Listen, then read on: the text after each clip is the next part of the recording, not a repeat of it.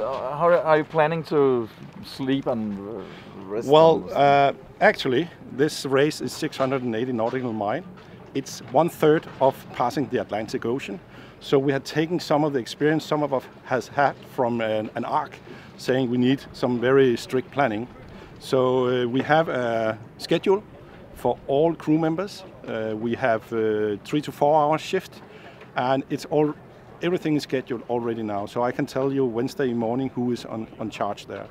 The reason for this is that after 2 to 3 days, it kind of gets sloppy if you have no plans. So we have a strict planning throughout the session. Okay. So how many will be resting and let's say standard conditions? Yeah. The crew is divided in 3 sections. Yeah. The helmsman, that's every 3 hours they have to shift. Then in the middle section we have another 3 people. They have 3 to 4 hours shift. And then in the front we have a similar one, 3 to 4 hours. In the same time you have either you are on duty, you are standby, or you are sleeping. And we are very strict about that. When you're on duty, you're on duty. If you are standby, if it's like now, you can sit on the side to wait down. But when you sleep, you are downstairs for resting or sleeping. Now it's very tough to understand to sleep because, the sun is shining, everybody's ready to go. But after, 3 days, we have a very strict regime. You have to go down, you have to rest, you have to sleep. In 4 days, everybody wants to sleep all the time, but now, we have a plan. Okay, sounds great. How about food and stuff? Have you special nutrition and hydration? Well, we are old guys, so we have been sailing together for 8 or 9 years, so we know who's good at cooking. So what we actually have done is that we have prepared a meal, evening meal for every day. That has been cooled down to minus 80 degrees, put in a thermobox, and it is aft of the ship. Then the day before we put it in readiness, and then it's being cooked in the evening. So we know what we're going to have to eat for the next 5 days. So help me God.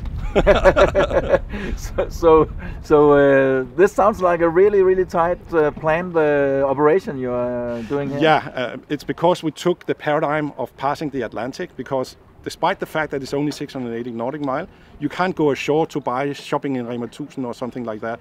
You need to have everything on board, ready for cooking and ready for resting.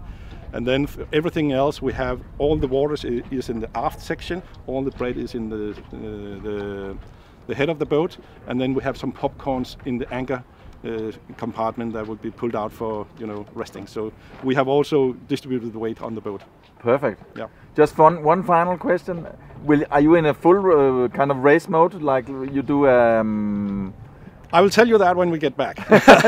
We're trying to do our best to fulfill. Security is number 1 priority.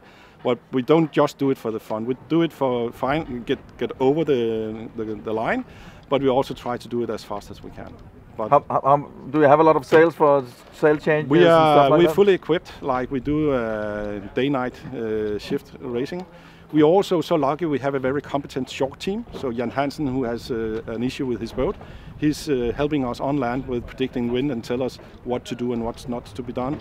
So we are ready in all aspects of planning. Henrik, all the best of luck to you and fair winds. Thank you very much, and have a nice stay here. When we get back, the party will start. That's it. See you guys. Jeg håber, det var nok. Det var perfekt.